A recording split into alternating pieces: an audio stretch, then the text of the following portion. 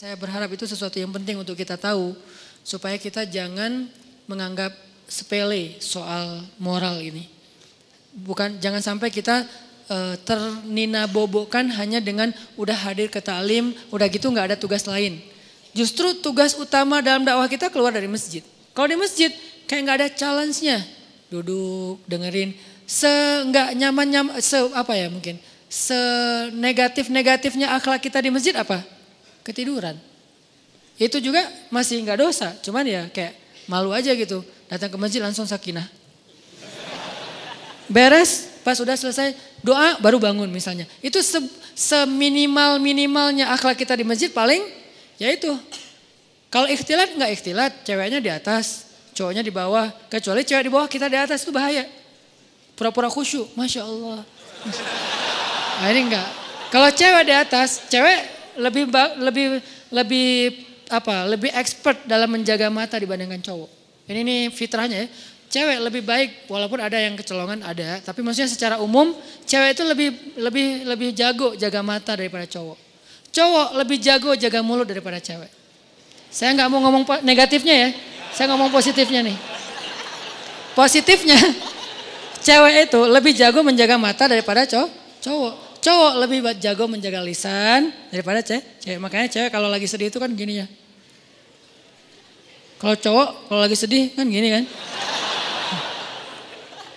Jadi masing-masing dikasih ujian lah. Kalau cewek mampu menjaga lisan itu jadi jalan ke surganya. Kalau cowok mampu menjaga mata itu jalan ke surganya. Kalau bahasa hadis mah lebih vulgar lagi. 2 yang membuat orang paling sering masuk neraka. 1 lisannya, 2 kemaluannya. Tapi kalau diperjelas lagi kemaluan itu berawal dari mana? Pandangan mata. Jadi artinya ikhtilat nggak ada. Cewek di atas, kita di bawah. Walaupun nanti kalau keluar bisa aja sih. Cuman maksudnya nggak kayak di jalan, nggak kayak di mall. Di mall gimana? Kalau di sini gimana pun di luar Instagramnya vulgar. Kalau udah masuk masjid kan minimal kayak agak sopan gitu kan ya. Saya nggak bilang berhijab karena mungkin belum semua berhijab. Lagian itu proses gitu. Saya hargai udah mau ke masjid walaupun belum sempurna hijabnya. Tapi minimal udah sopan.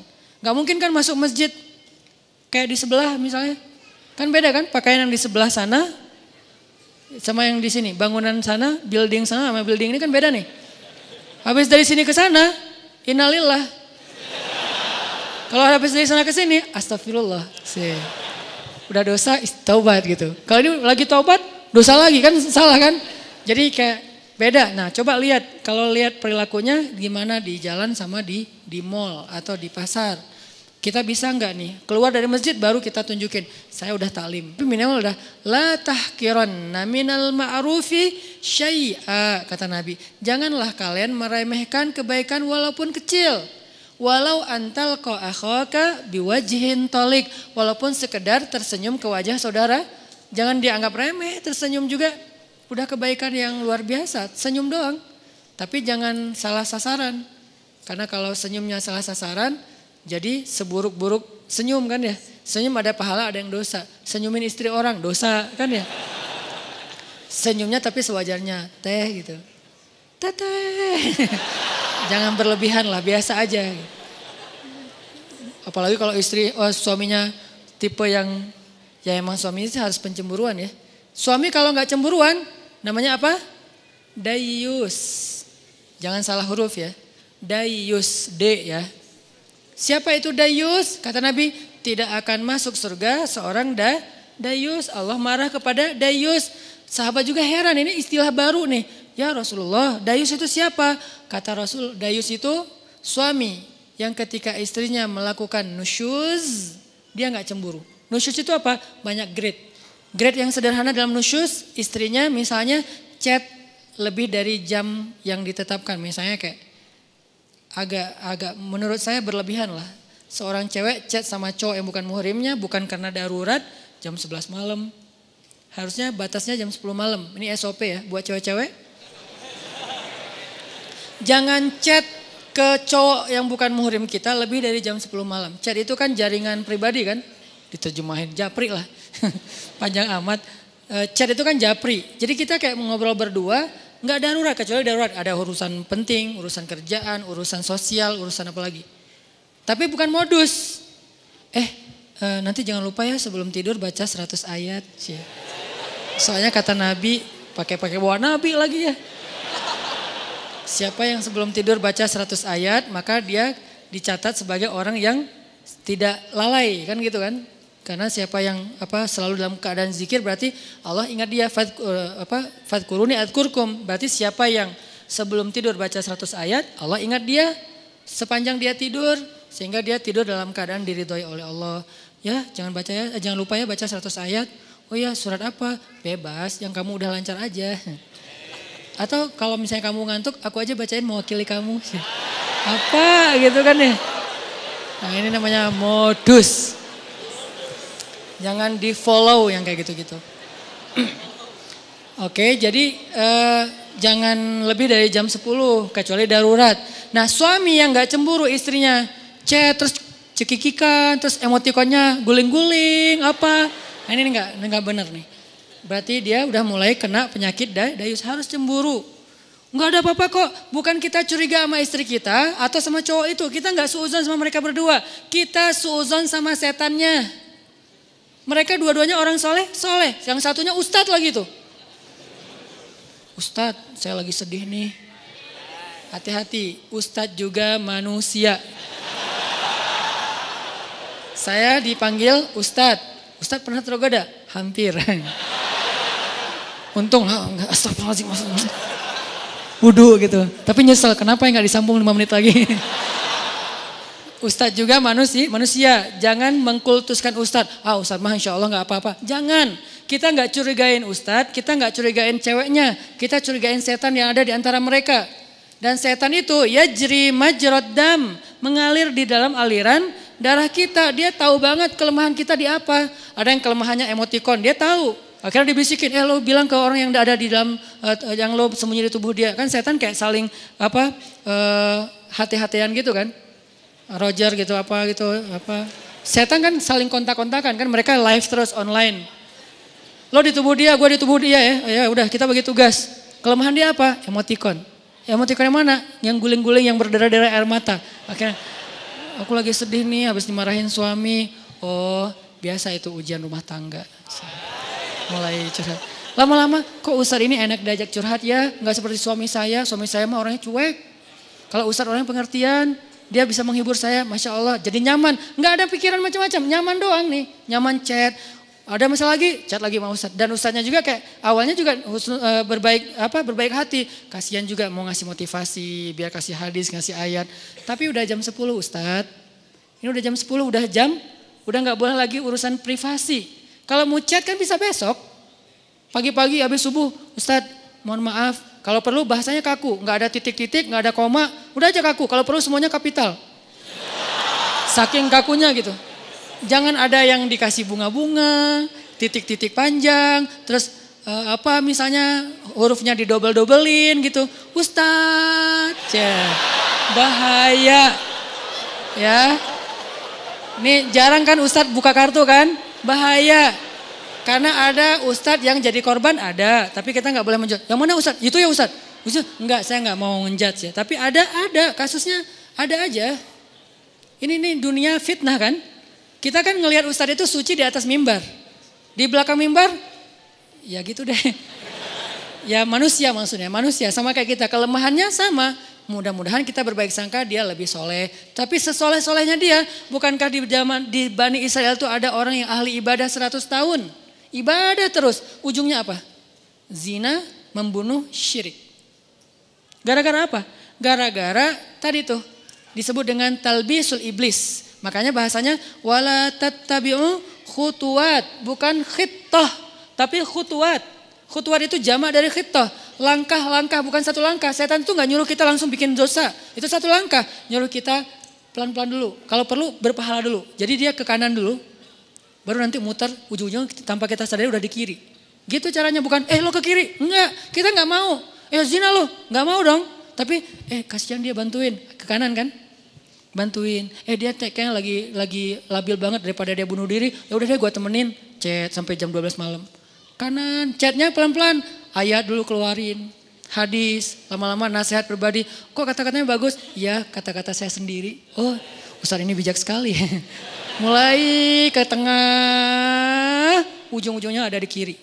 Itu terjadi. Berapa lama dari sini ke sini? Bisa seminggu, bisa sebulan, bisa setahun. Yang jelas usaha dari sini ke sini tuh seumur hidup kita dia usahain terus sama si setan teh. Dia nggak akan berhenti. Kita udah ke sini, udah sampai di sini, sadar balik lagi kan? Diusahain lagi. Dia nggak akan berhenti sampai kiamat. Itu perjanjiannya dengan Allah. Akan aku sesatkan cucu-cucunya Adam sampai hari kiamat. Kalau dunia batas waktunya kiamat, kalau kita batas waktunya sakaratul maut. Jadi nggak ada batas waktu terus saja. Mau ustadznya udah kakek-kakek juga sama. Sebelum meninggal berarti masih ada kesempatan diginiin. Dia nggak akan nyuruh nyebrang ke sana. Khutwat. Khutwat itu langkah-langkah yang panjang, yang banyak. Mungkin 1000 langkah, mungkin 2000 langkah. Yang jelas goalsnya ke sini nih. Tapi langkahnya ke kanan dulu. Itu talbis namanya. Talbis itu tipuan. Ada Bani Israel. Gimana ceritanya? Masih boleh dikit cerita? Jadi ada 3 orang pemuda, soleh-soleh semuanya. Mereka punya 1 adik perempuan, berempat. Yang paling bungsunya cewek, cantik, masih jomblo, single. Bukan jomblo, single. Karena dia biasa aja gitu dengan kesinggelannya. Nah 3 cowok ini dapat tugas militer. Karena negara mereka itu ada wamil, wajib militer. Ada peperangan, mereka diserang. Akhirnya dia 3 cowok ini dipanggil untuk ikut berperang. Mereka khawatir gimana dengan adiknya yang perempuan. Siapa yang akan jaga ini cerita dari hadis. Bukan fiksi. Bukan fiktif. Fiksi beda lagi. Bukan fiktif gitu. Cerita dari hadis. Nah karena mereka nggak tahu gimana cara ke siapa harus menitip adik perempuannya, keluarganya di luar kota nggak ada yang di situ, susah gitu. Pokoknya intinya nggak ada yang mereka percaya selain seorang ahli ibadah yang ada di negeri mereka. Cuman beliau ini nih yang paling soleh, paling amanah, paling baik, bukan ustadz biasa lah, ustadz legend lah ya, udah senior banget lah ya. Nah akhirnya mereka sepakat bertiga, kita titipin aja adik kita ke syekh itu. Datanglah ke syekh ini.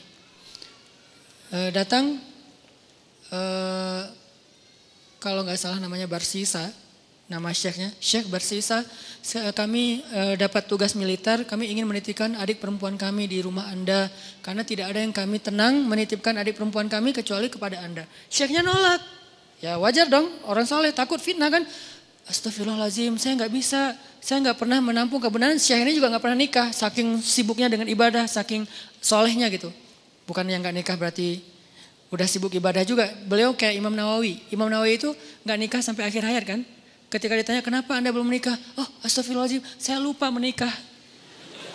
Kenapa? Karena saya sudah menikahi ilmu. Saking cintanya beliau dengan ilmu. Ilmu itu lebih daripada istri buat beliau.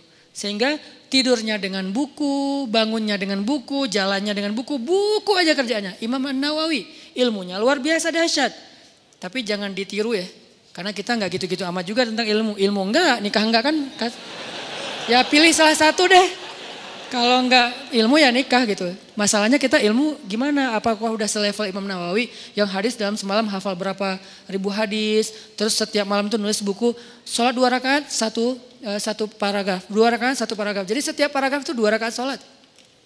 Wudhu dari isya ke subuh, 1 wudhu. Selama bertahun-tahun, 1 wudhu sholat subuh dengan isya.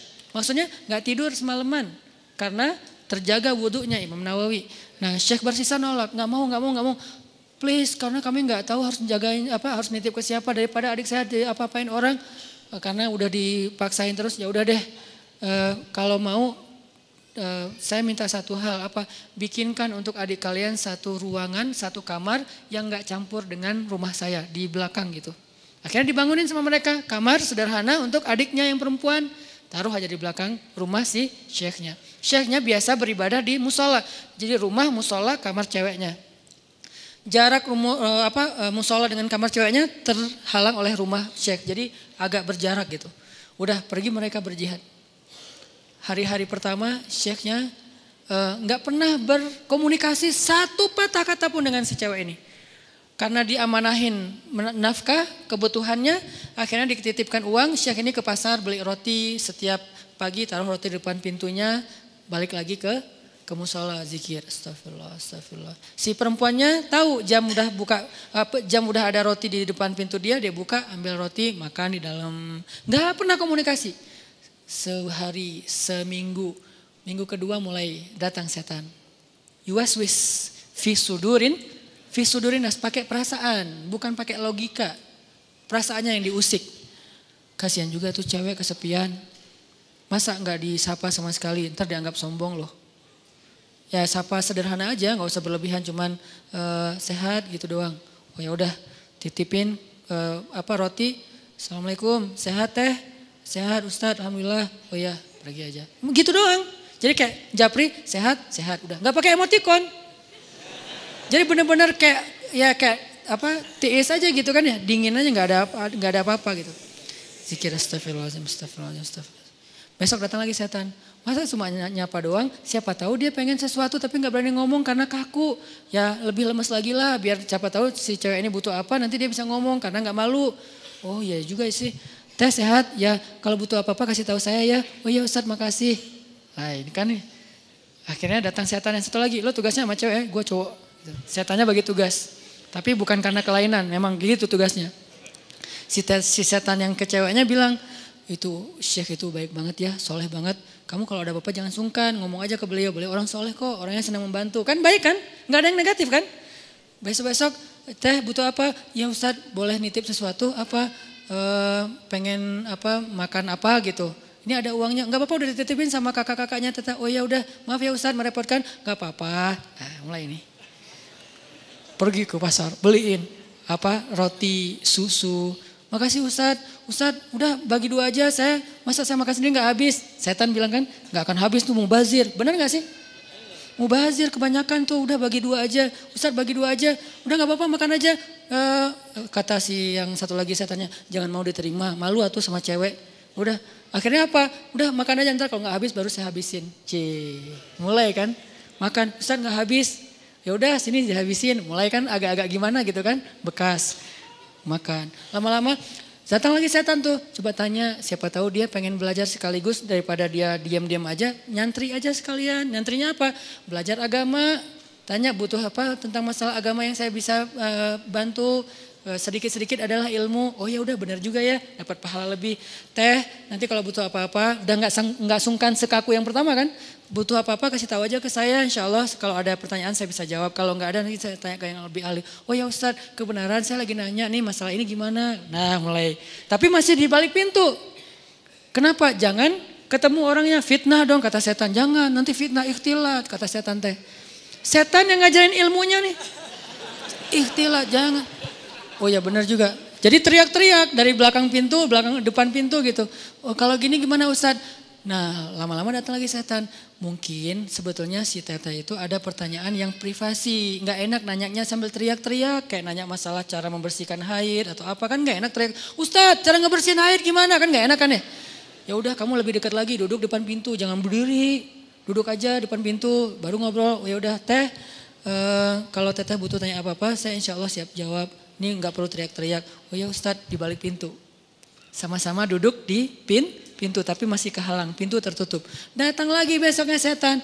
Apa kata orang ngelihat kalian udah ngomong kayak gitu. Satu dalam satu di luar tapi duduk di pintu. Kan jadi fitnah. Ntar dikira semua orang ada apa-apa. Lebih baik masuk ke dalam biar gak ada yang ngelihat. Tapi pintunya dibuka. Awas jangan ditutup. Ntar digoda setan. Lah ngomong setan. Nah ini nih setan nih. Talbis. Makanya ada buku tebal ya, judulnya Talbisul Iblis. Tipu daya, tipu muslihat iblis. Gitu dibawanya ke kanan dulu, baru ujung-ujungnya ke kiri tanpa disadari. Tapi buka pintu ya. Oh iya juga ya, nggak boleh tutup pintu, ntar jadi ikhtilat lagi. Ntar setan lagi. Padahal dari tadi juga setan. Udah teh boleh di dalam aja, nggak enak dilihat orang. Oh ya Ustadz nggak apa-apa. Yang bagian ceweknya bilang nggak apa-apa, dia orangnya amanah, nggak usah khawatir. Gitu kan? Udah aja duduk dekat pintu tapi udah di dalam ruangan. Ngobrol, udah ketemu orangnya, beda udah pasti. Pertama cewek ini gak pernah kenal dekat sama cowok, kedua Syekh ini gak kenal dekat sama cewek. Ini adalah kali pertama mereka berinteraksi lawan jenis dan dekat sekarang. Gak ada siapa-siapa, mulai bercanda, jangan kaku-kaku amat dah tuh ngantuk taklim teh, kasih candaan dikit. Ya udah mulai canda, jadi akrab, jadi hai, malu dilihat orang, masa bercanda tapi kelihatan orang, udah tutup aja pintunya kan udah saling kenal, udah saling percaya. Tutup pintunya, ngobrol, nauzubillah, terus dekat sampai akhirnya curhat si cewek ini. Namanya manusia pasti semuanya punya masalah kan. Akhirnya dia berani curhat. Ustadz, saya udah anggap Ustadz sebagai keluarga saya percaya. Boleh saya curhat masalah pribadi? Curhat. Curhat, buka. Waktu itu masih syariat hijab, cadar, buka cadarnya.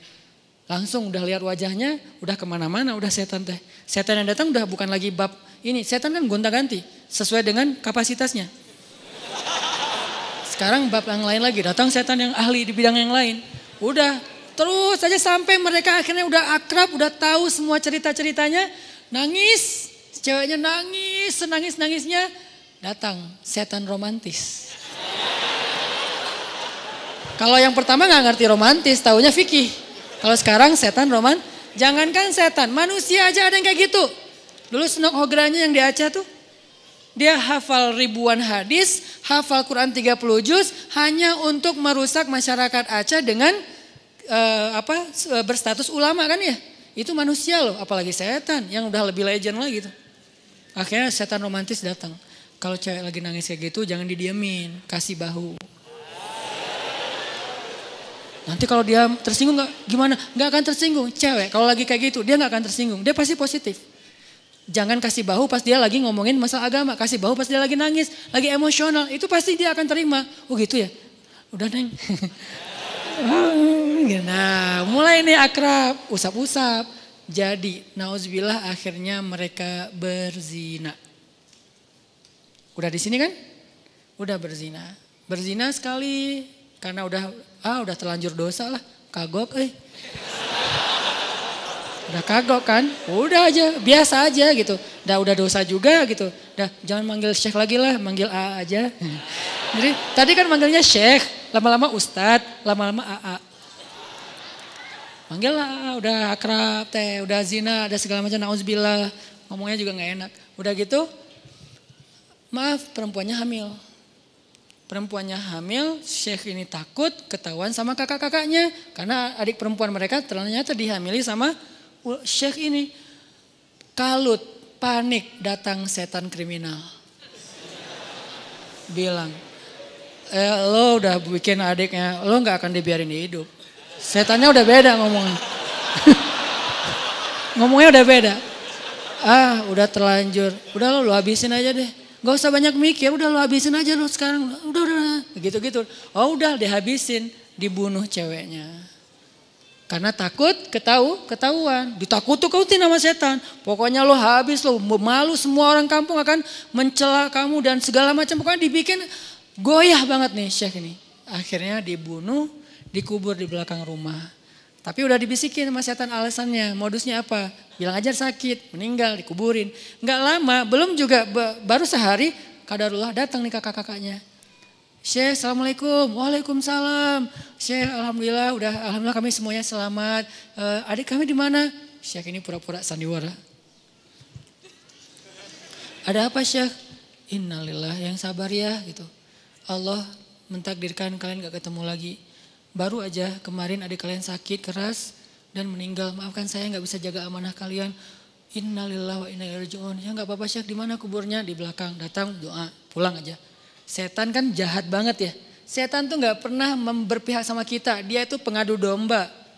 Malam setan ini datang ke dalam mimpi ketiga kakak beradik ini. Mimpinya sama. Setan yang sama, gimana gak sama redaksinya. Mimpinya sama. Datang, adik kalian itu nggak meninggal sakit, dibunuh setelah dinodai sama Syekh itu. Buktinya kalau kalian mau tahu, coba kalian gali kuburnya, lihat bekas pembunuhan itu.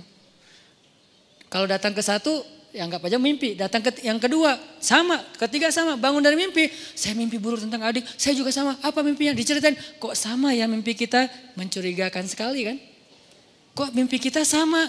Wah bahaya nih, kita bukan suudzon sama Syekh, tapi kita harus buktiin. Ayo, besoknya mereka diam-diam datang, digali kubur adiknya yang belum kering, yang masih basah tanahnya. Benar ada bekas pembunuhan dan dia dalam keadaan hamil. Syekh ini langsung dibawa ke pengadilan, dikeroyok sama massa, dibawa ke pengadilan, diputuskan hukuman mati. Di tiang hukuman mati, sebelum dia mati, datang setan yang terakhir. Setan yang paling banyak ilmunya, ulamanya setan. Ini nih setan paling pro nih. Datang terakhir. Syekh, kata dia. Syekh tahu selama ini kenapa Syekh sampai di sini? Yang membuat Syekh sampai di sini tuh saya dan geng. Saya and the gang. Kita yang menggoda Syekh dari awal mau menerima cewek itu. Kemudian ngasih roti. Kemudian mau menyapa. Kemudian mau fatwa. Kemudian duduk di dalam rumah. Kemudian menutup pintu sampai berzina, membunuh dan seterusnya. Berbohong. Itu semuanya kami. Dan sekarang kamu udah gak bisa ngelak. Hukuman sudah ditetapkan. Masyarakat sudah benci sama kamu. Satu-satunya cara kamu selamat sekarang adalah cuman kami yang bisa nolong kamu. Karena kami yang mencelakai kamu. Gimana cara saya bisa selamat? Tunduklah ke saya. Sujud. Kalau kamu sujud ke saya, maka kamu akan kami selamatkan. Ini kesempatan kamu yang terakhir. Itu pedang untuk memancung dia itu udah siap. Orang kayak gitu kan labil banget. Akhirnya dia sujud, dia mengakui setan itu sebagai Tuhan, dipancung, matilah Syekh ahli ibadah 100 tahun ini dalam keadaan pembunuh, pezina, pembohong, dan syirik. Kenapa bisa kayak gitu? La tattabi'u khutuwatis syaitan. Janganlah kalian mengikuti langkah-langkah setan. Dia gak akan langsung nyuruh satu langkah ke kiri. Dia nyuruh ke kanan sekilo. Jauh banget ke kanannya. Sampai gara-gara setan kita jadi ahli ibadah banget. Gara-gara setan nih saya jadi bisa tahajud. Kok bisa? Soalnya dulu saya gak pernah tahajud. Gara-gara ada modus sekarang jadi tahajud. Ya gitu deh. Jadi sekarang awalnya sih modus. Lama-lama istiqomah. Masya Allah setan teh. Jadi dari modus jadi istiqomah. Terus besok-besoknya tuh kan gak apa-apa. Udahlah gak usah terlalu idealis. Besok-besoknya ketemu na'udzubillah. Sampai berada di sisi yang kiri dan itu udah terjebak. La tattabi'u khutuwatis syaitan. Jangan ikuti langkah-langkah setan. Bukan jangan ikuti langkah setan. Jangan ikuti langkah-langkah setan. Jadi yang kayak tadi misalnya dayus. Ini gara-gara ngomongin dayus nih. Suami harus cemburu. Karena cemburunya suami itulah penjaga istri. Kalau suami udah gak cemburu, istrinya berlebihan komunikasi dengan lawan jenis, sikap ke lawan jenis, berarti istrinya udah gak ada yang jagain. Bukankah tugas suami itu ku anfusakum wa ahlikum naro, tapi cemburunya juga cemburu yang baik, jangan mencela. Cemburunya menasehati, kan dia Al-Quran juga dikasih tahu kan ya, menasehati mereka, pindah tempat tidur, apalagi nasihati, pindah tempat tidur, pukul dengan pukulan yang tidak melukai dan tidak menyakiti. Kemudian kalau mau menceraikan pun dengan cara yang baik. Tapi na'udzubillah jangan sampai ke tahap itu gitu. Yang jelas cemburu harus punya, cuman jangan berlebihan. Nah yang akhwatnya, yang cewek-ceweknya kalau dicemburuin suami, bahagialah. Kenapa? Berarti suami kita sayang sama kita. Berarti suami kita itu masih perhatian sama kita. Selama ekspresi cemburunya belum berlebihan, cuman cemburu. Jangan gitu dong gitu. Gak ada apa-apa kok, emang gak ada apa-apa, tapi kan gak pantas. Nah ini nih yang kayak gini-gini nih, kayak komunikasi japri, di grup, pas ketemu orangnya atau apapun, ini harus terjaga. Ini nih tadi yang bab dayus ya, ini juga sesuatu yang behavior. Ini kita rubah pelan-pelan, mudah-mudahan nanti kita akan melihat Bandung dan Indonesia, anak mudanya yang menjadi wajah negeri ini, sudah memiliki behavior seorang muslim yang mungkin, yang pastinya terilhami, terinspirasi dari sosok orang yang paling ideal di antara manusia, yaitu Rasulullah Sallallahu Alaihi Wasallam.